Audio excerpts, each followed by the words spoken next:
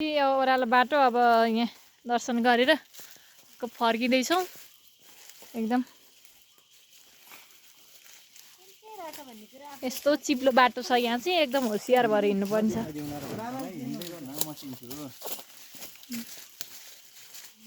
अनि हामी चाहिँ यहाँतिर ठुलो खाल्टो पाइन्छ भनेर पनि खोज्दैछौँ ठुलो खाल्टो त्यही हो के हो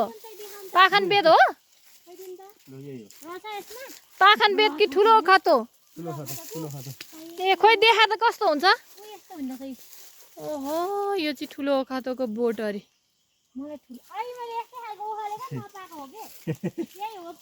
त्यस्तै खालको अर्को पनि हुन्छ के फरक हुन्छ के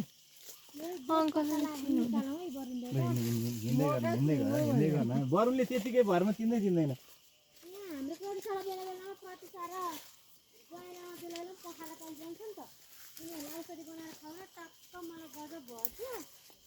ए भेटिहालिस् त नि